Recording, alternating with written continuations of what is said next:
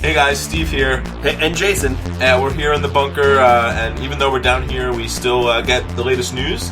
Can't tell you how. Right, yeah, it's through some clandestine channels, but we're here, and we wanted to talk about the elephant in the room. That was, of course, this past weekend's Super Bowl. Rigged. Yeah, well, not... Sad. It may have been rigged, it may have, but we really want to focus today on the Lady Gaga halftime show. You may have heard Alex Jones say this about it earlier in the weekend. The organizers of the Super Bowl are deciding to defile America and break our will by having us bow down to this. And she's reportedly going to be on top of the Super Bowl. They're saying she may cancel doing this. On top of the stadium, ruling over everyone with drones everywhere, surveilling them in a big swarm. To just condition them that I am the goddess of Satan, ruling over you with the rise of the robots in a ritual of lesser magic.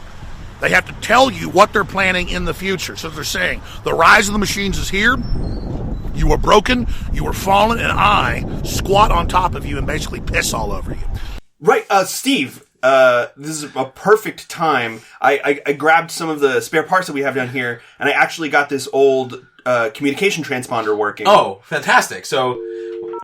I feel like it might be a good time to bring in our personal resident Lady Gaga expert, Eliezer, who listeners may remember from Season 1, Episode 7, about aliens on the moon. Right, yeah, moon aficionado and Lady Gaga expert. He's a man of, jack of many trades.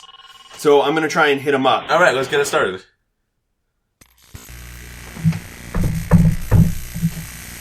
Guys? Yeah. Hello? Hello, Eliezer? Guys, hey, hi, can you hear me?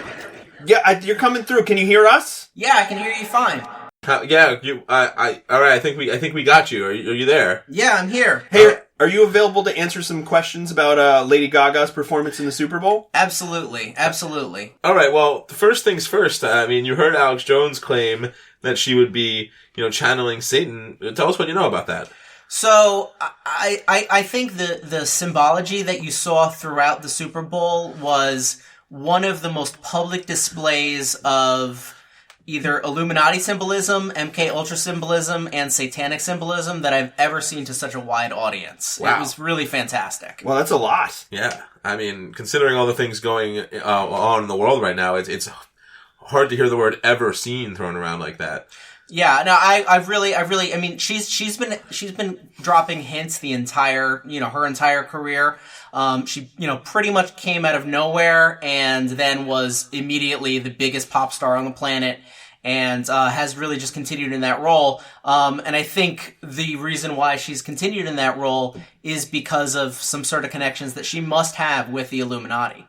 Oh, okay. Well... Okay. I mean, but aren't all pop stars connected with the Illuminati and all government? Why don't you narrow it down? Like, why Lady Gaga? What? So if you look at her, she started at a very, very young age. I think her career started. She's only 30 now, which is pretty crazy in itself that she's been able to make such a career out of that so quickly. Wow. Mm-hmm. Her father was a really famous music producer prior, and then there's a lot of theories out there that she was an MK Ultra plant herself, went through the MK Ultra conditioning and abuse from a very, very young age because of the connection that she had with her father, and has then, throughout her career, through all the music and through all the videos, been pointing out those symbols either intentionally or unintentionally throughout her career. All right, that's a lot of information about her early career that I had no idea about. Though I feel like a lot of that imagery is evident in a lot of her videos and stuff. But can you tell us about what specific things in this Super Bowl halftime show may be pointing towards that thesis? Yeah, absolutely. It actually even started out before the halftime show. There was a really great article that the New York Times did, an interview with her, that was even before the Super Bowl. And if you read that article, there's this one quote in it that could be looked at just sort of innocuously, but it also could be considered to be really sinister. They were talking about what people will think of the halftime show, and she said, "I don't know if it will succeed in unifying America, but you'll have to ask America when it's over." So was she saying that, you'll have to ask America when the Super Bowl show is over, or when America itself was over, which was kind of scary if you look at it like that. Well, I mean, maybe she's just stating the facts, right? I mean, we're not in the bunker for nothing. Yeah. So and then the Super Bowl halftime show itself was just unbelievable. So it starts off with her singing at the very top of the stadium. I forget the stadium in Houston. So she's sort of on top of everything. We have already the as above as below, which is all the Masonic symbolism. She then is surrounded by all of these drones, which the technology behind that was absolutely amazing. But I was very impressed.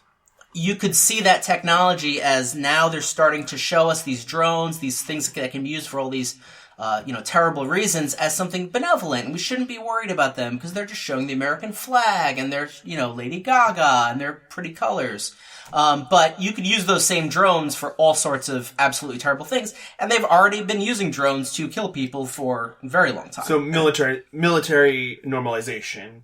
Right, and isn't there speculation that the scene before she jumped off the roof of the Super Bowl was actually pre-recorded? What's that all about? Thus to blur the line between reality and fantasy? So absolutely. So that scene that you see, they pre-recorded that and then showed it as live because obviously they didn't know what the weather was going to be like. So they showed that scene live, people see it and they're like, oh wow, Lady Gaga was really on top of the stadium. She wasn't there, but there's no way for us to know that. And it's just really blurring the whole lines of what's real and what's not real.